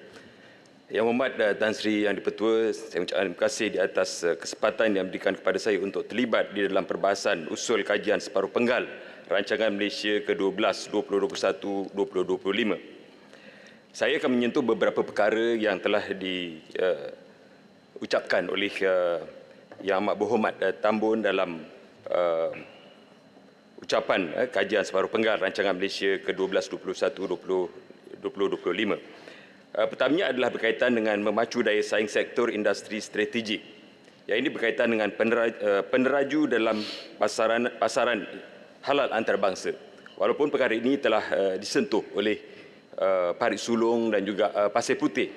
Saya suka melihat bahawa halal ini daripada satu sudut ekosistemnya. Bukan sahaja hanya produk yang mana kita menghasilkan ataupun sebahagian daripada hasil ekspor yang begitu tinggi nilainya dan kita mensasarkan nilai ekspor halal sebanyak 63.1 bilion ringgit pada tahun 2025, tetapi juga dilihat daripada semua sudut, bermakna satu ekosistem bukan hanya produknya tetapi bagaimana juga hasil-hasil produk daripada bentuk makanan, farmaceutical, peranti perubatan, kosmetik, busana dan juga sistem kewangan. Yang ini melibatkan kepada kesemua kemahiran yang saya kira walaupun kita diiktiraf sebagai pengeluar sijil halal di peringkat antarabangsa dan yang terbaik, yang kita juga ketahui pasaran global mencecah USD 5 trilion pada tahun 2030 berbanding dengan USD 2.5 trilion pada 2020 yang disasarkan. Tapi saya kira kita kena mengambil kesempatan daripada sudut pandangan yang saya katakan tadi pada ekosistem halal itu sendiri. Bermakna tenaga-tenaga yang boleh kita janakan daripada sudut tenaga kerja terutamanya kepada anak-anak muda kita. Mereka-mereka yang mempunyai minat dalam industri halal itu sendiri. Bermakna kita boleh mengambil kesempatan dengan membangunkan sistem pendidikan kita untuk melahirkan melalui kursus-kursus yang tertentu. Halal technical competent person sebagai contoh, halal auditor sebagai contoh, halal professional sebagai contoh, dengan melibatkan IPT di negara kita ini terlibat dalam membina ataupun melahirkan tenaga-tenaga kerja ini. Dan ini mempunyai satu keperluan ataupun demand yang sangat tinggi di luar sana. Kerana pemain-pemain di industri halal ini bukan sahaja daripada kalangan mereka-mereka yang beragama Islam tetapi juga yang bukan beragama Islam, mereka memerlukan tenaga-tenaga ini untuk memantau, untuk audit, menyelia supaya akhirnya industri yang mereka lakukan itu dengan persegilan yang ada boleh disahkan sebagai satu industri yang mengeluarkan produk yang halal. Sebab itu ahli-ahli yang berhormat, saya melihat ekosistem ini adalah sangat penting kerana dia juga akan memberikan peluang kepada kita untuk mengeluarkan tenaga kerja yang berpendapatan tinggi. Dan saya melihat bahawa dalam dapatan saya perkara-perkara yang berkaitan dengan undang-undang halal ini nampaknya dia terletak di bawah beberapa agensi kerajaan yang dia mempunyai keadaan yang boleh menjadi pertindanan daripada bidang kuasa. Sebagai contoh, sudut undang-undang di bawah Akta Perihal Dagangan 2011, Perintah Perihal Dagangan, Perakuan dan Penandaan Halal 2011, Perintah Perdagangan Takrifan Halal 2011, Peraturan-peraturan Perihal Dagangan, Fee Perakuan dan Penandaan Halal 2011. Dan begitu juga dengan akta-akta seperti Akta Makanan 1983, Regulasi Makanan 1985, Akta Binatang 1953 dan Peraturan Haiwan dan beberapa lagi akta-akta termasuklah Akta Kerajaan Tempatan dan sebagainya. Dan saya melihat bahawa sudah tiba masanya daripada sudut undang-undang untuk kita kawal selia untuk pelaksanaan industri halal ini, sudah tiba masanya untuk kita wujudkan satu Akta Halal Malaysia yang saya kira ini akhirnya dapat benar-benar menjadikan Malaysia sebagai sebuah negara peneraju kepada industri halal.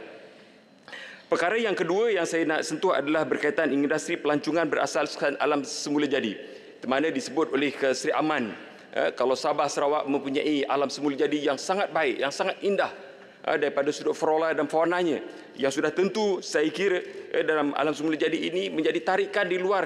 Kenapa tidak kita bangunkan tempat-tempat seperti ini?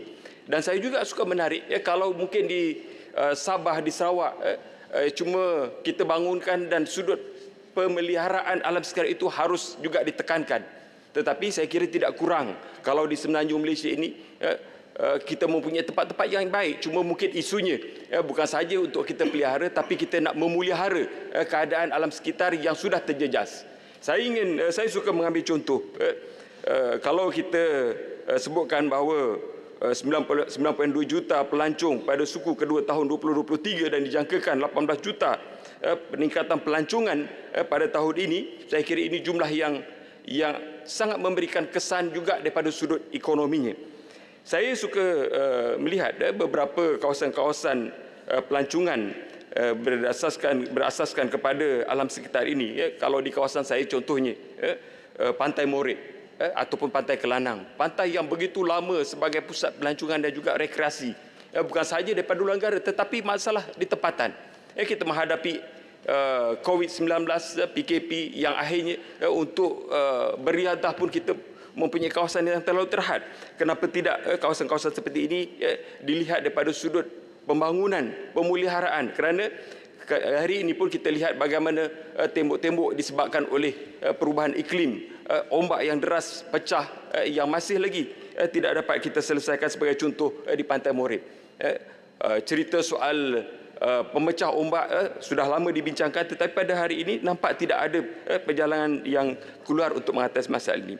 Saya juga suka mengambil kesempatan itu untuk menyebutkan bahawa keindahan paya bakau yang sudah tentunya harus kita pelihara kerana ia berkaitan juga dengan perubahan iklim. Dia juga menjaga soal rebak ban-ban kita, sungai-sungai kita yang runtuh, ban-ban kita yang rebak saya sebutkan tadi. Ini harus kita jaga. Sebagai contoh, saya telah memulakan satu taman rekreasi paya bakau di Sejangkang, yang asalnya kawasan paya bakau ini ditebang dengan keadaan yang haram, yang illegal, dan kemudiannya tempat pembuangan sampah. Tetapi inisiatif kita bawa kepada masyarakat supaya masyarakat terlibat untuk menjaga harta khazanah alam yang saya kira memberikan manfaat kepada kita dan juga mungkin boleh dijadikan satu sektor pelancongan. Alhamdulillah diterima baik oleh masyarakat atas inisiatif sukarela. Dan alhamdulillah Taman Rekreasi Paya Bakau hari ini kalau dulunya sebagai pembuat sampah, tetapi hari ini dihadiri oleh kepelbagaian lapisan masyarakat, bahkan institusi pendidikan yang hari ini kita pun sudah jenamakan sebagai edu recreation, edu rekreasi, yang mana ia memberikan impak yang sangat baik dan mula menjana apabila kita juga kita mengadakan program nursery, menanam anak-anak bakau dan mula dijual dan sebagainya. Ini akhirnya memberikan sesuatu impak yang baik, bukan sahaja daripada sudut pelancongan, tetapi kita dapat memelihara dan memelihara akibat daripada alam sekitar kita yang rosak. Kemudian saya ingin menyentuh juga berkaitan dengan pembangunan pelabuhan di Pulau Keri, pembangunan baru pelabuhan di Pulau Keri, yang mana ini juga sebagai salah satu daripada agenda rancangan Selangor 1, dan ini juga disentuh oleh Yang Amat Berhormat Tambun. Saya tidak tahu sejauh mana pada hari ini master plan-nya dan perancangannya, tetapi seingat saya memberikan beberapa persoalan di beberapa agensi yang tidak mendapat jawapan yang tuntas walaupun sudah saya kira lebih daripada 5 tahun agenda pembangunan pelabuhan Keri ini, tetapi sehingga pada hari ini pun saya tidak dapat melihat apa yang sebenarnya berlaku, dan saya harapkan supaya pembangunan itu juga akan melibatkan wakil-wakil rakyat tempatan supaya kita sama-sama boleh membantu memberikan buah fikiran dan akhirnya ia memberikan impak yang baik. Saya juga ingin menyentuh soal keterlibatan kepada masyarakat tempatan apabila ada pembangunan seperti ini. Kalau di Pulau Keri khususnya kepada masyarakat orang asli. Kita ada 6 buah kampung orang asli di situ. Kita tahu daripada sudut pendidikan mereka agak jauh tertinggal. Daripada sudut sosioekonominya mereka juga tertinggal. Mereka ini juga boleh dikategorikan sebagai miskin tegar. Tetapi saya tidak tahu di mana silapnya. Kita ada Jabatan Kemajuan Hak Ehwal Orang Asli. Tetapi sehingga pada hari ini pun bukan kita menuduh, tetapi bagaimana kita nak bangunkan mereka ini. Saya kira kalau dahulunya ada sekolah ataupun asrama untuk orang-orang asli di Kuala Langat yang akhirnya melahirkan beberapa orang yang walaupun tidak mempunyai pendidikan yang tinggi tetapi mereka berjaya untuk menghabiskan sistem persekolahan. Saya maklum bahawa kita ada program persekolahan K9, K11 untuk bangunkan mereka-mereka yang tertinggal daripada sudut pendidikan, termasuklah orang-orang asli. Tetapi saya kira sudah tiba masanya pihak kerajaan secara serius untuk membangunkan soal pendidikan orang asli, dan akhirnya apa juga pembangunan yang berlaku di kawasan sekitar mereka dapat terlibat dalam pembangunan itu. Dan saya mengharapkan bahawa mereka ini tidak akan terus terpinggir lagi. Jadi selain daripada itu saya juga nak menyentuh sedikit yang betul berkaitan dengan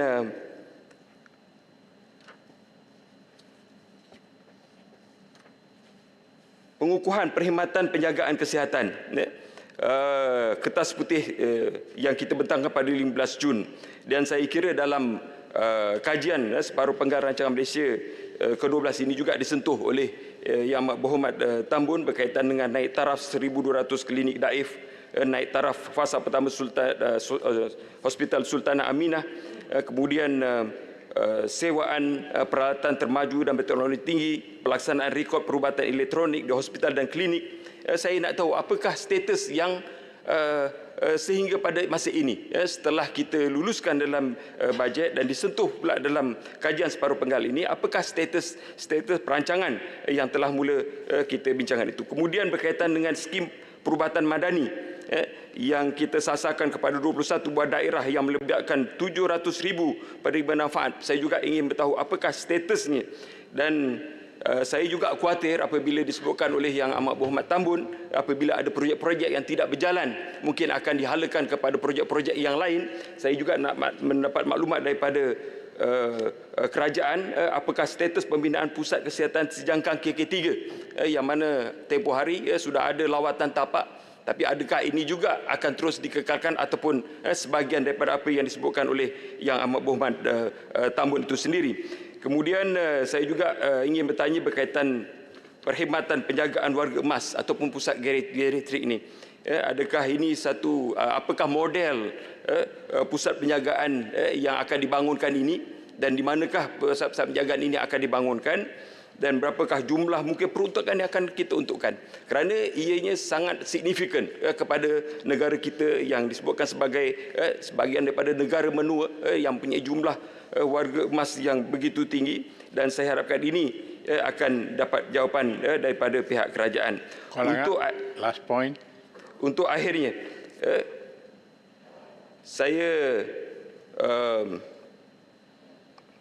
mengharapkan apa juga yang kita rancangkan ini sudah tentulah memerlukan satu tata kelola yang baik, good governance, dan saya kira apa yang berlaku baru-baru ini dengan isu di NAA ini akan memberikan impak bukan sahaja kepada negara kita tetapi kepada di luar sana, kepada pelabur-pelabur kita. Dalam keadaan mungkin politik kita pun tidak begitu stabil, alhamdulillah salah seorang daripada penyokong kerajaan dulu sudah bertukar kepada kita kerana prinsip yang dibawa.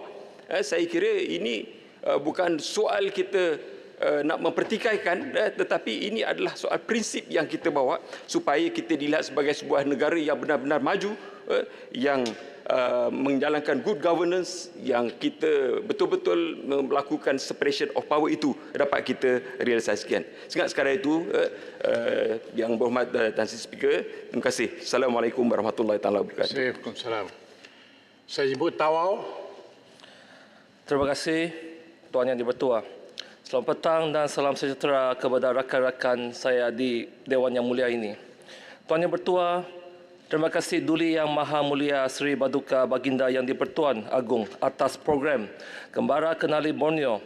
Tuanku bukan datang makan angin tetapi mendalami kesusahan rakyat di Sabah Sarawak. Tuanku, dalam majlis sandapan malam rasmi anjuran Kerajaan Negeri bertitah 3 isu kritikal perlu diselesaikan di Sabah. Pertama, Pan Borneo. Kedua, elektrik. Ketiga, air. Minta Kerajaan Persekutuan memberikan perhatian serius kepada titah tuanku. Tuan Yang di-Bertua, saya ambil maklum pengumuman PM mengenali pembinaan Pan Borneo Fasa 1B.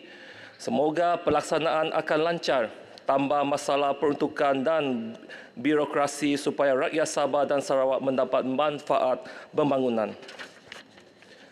Tuan Yang Bertua, isu utama bekalan elektrik adalah kerana perancangan stesen jana kuasa berbantukan anjuran keperluan yang sebelum ini banyak terganggu dan tidak terlaksana sehingga kini.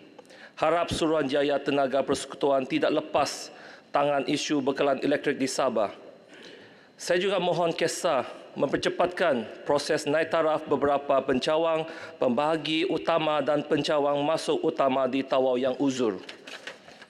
Tuan Yang di-Bertua, saya ingin bertanya kepada Perdana Menteri, bilakah projek bantuan yang bernilai 320.25 juta bagi menyelesaikan isu air Tawau dan Sabah diturunkan?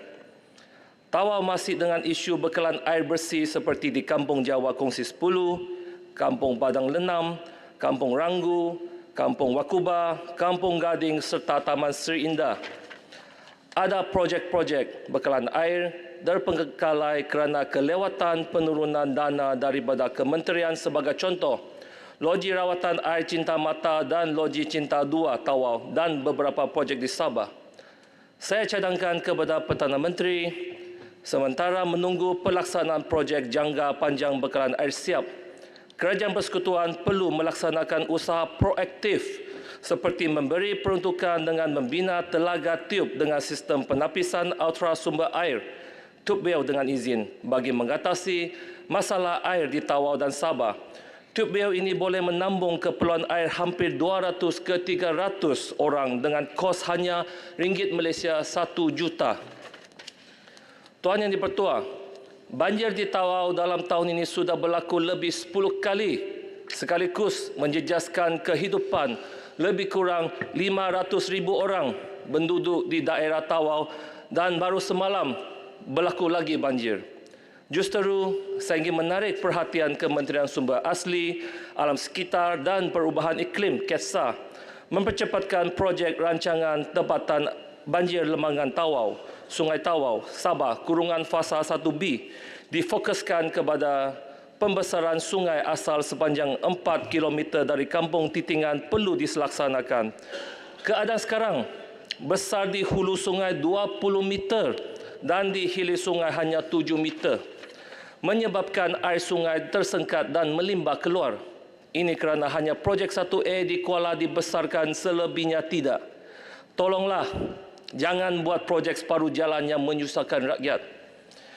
Selepas sungai dibesarkan, gunci air atau tidal gate dengan izin automatik perlu dipasang untuk mengurang risiko banjir berlaku.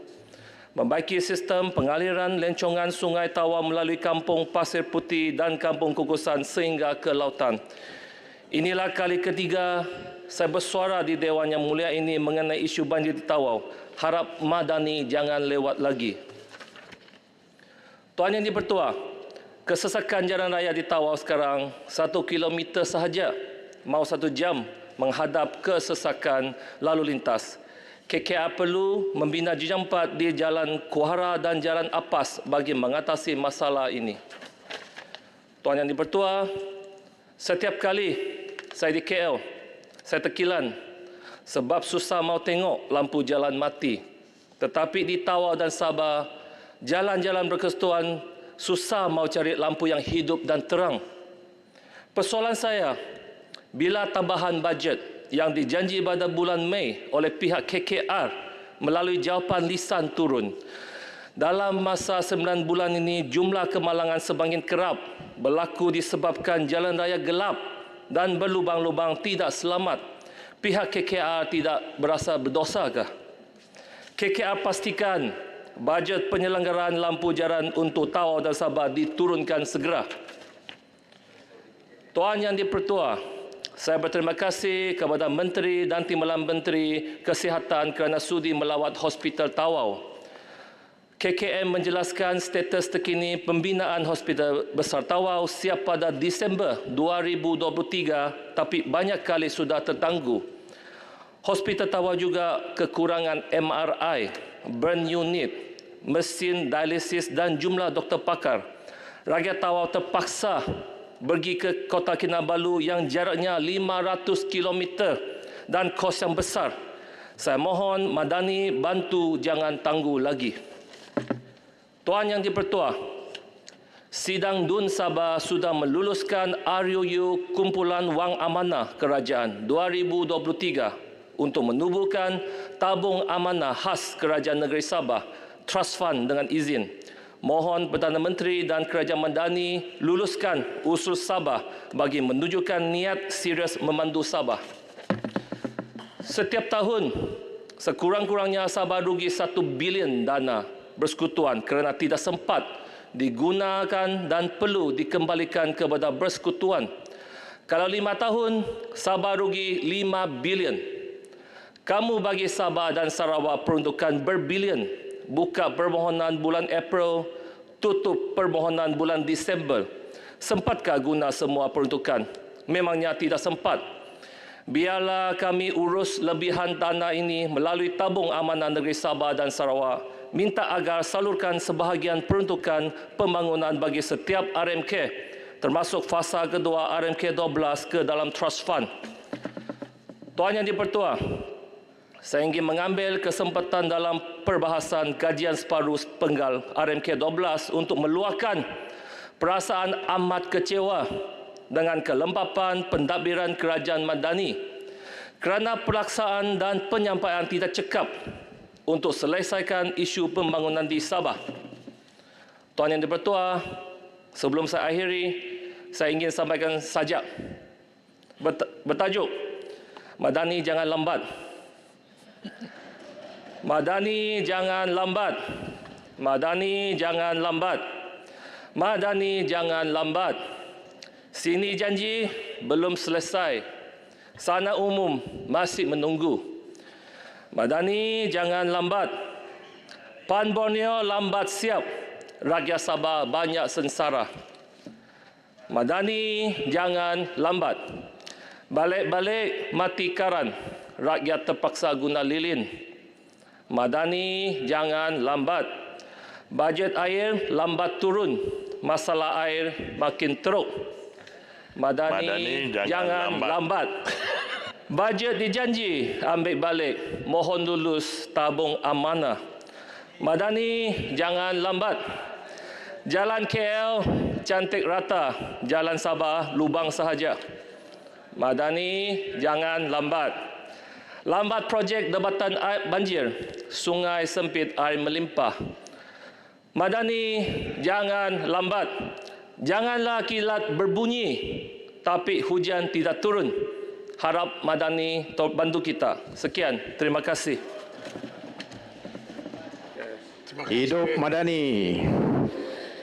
Saya jemput Tasik Gelugor. Terima kasih Tuan Yang di-Pertua. Assalamualaikum warahmatullahi dan salam sejahtera. Tuan Yang di-Pertua, saya mahu memulakan perbahasan saya dengan menyentuh mengenai isu setempat di kawasan saya di Tasik Gelugor. Mengikut statistik semasa, peratusan penduduk di Tasik Gelugor yang berumur di bawah 45 tahun adalah tinggi. Saya bertemu dengan pelbagai kumpulan anak muda di Tasik Glogor yang sentiasa aktif dengan pelbagai kegiatan terutama sukan dan rekreasi. Baru-baru ini contohnya, dalam masa sebulan dua yang lepas ni, saya melawat kumpulan anak muda yang hampir setiap hari main takraw di Taman Sepadu, main carom di Pematang Berangan, bola jaring di Permatang Buluh dan berata-rata tempat lagi lah di seluruh Tasik Glogor. Malahan ada juga yang di peringkat lebih muda, masih sekolah rendah lagi, baru umur 11 tahun. Tapi menyertai pertandingan motocross di seluruh negara. Bawa adik kecil di sekolah rendah, duduk di Kampung Aman di Tasik Glogor. Yang saya nak tunjukkan di sini, tuan yang dipertua, ialah warga Tasik Glogor ramai yang aktif dalam sukan dan rekreasi, terutamanya golongan muda. Dan sebab itulah saya gembira melihat dalam dokumen kajian separuh penggal ini, dalam bab yang ke-7, ada menyatakan bahawa kerajaan mahu meningkatkan akses kepada kemudahan sukan. Di Tasik Glogor ada satu lokasi yang sebenarnya tak apa jauh pun daripada pusat khidmat saya di Tasik Glogor, yang pada satu ketika dulu lokasi ini dikatakan akan dibina, akan dijadikan satu tapak ataupun dijadikan satu stadium mini stadium untuk warga Tasik Glogor. Tetapi hingga ke hari ini mini stadium itu masih belum wujud. Jadi tuan yang dipertua, saya mohon agar Kementerian Belia dan Sukan menyegerakan pembinaan sebuah kompleks sukan yang lengkap yang boleh digunakan oleh warga Tasik Glogor sebaik-baiknya secara percuma. Lah ni ada dah satu fasiliti sukan, tapi nak guna orang tempatan pun kena bayar.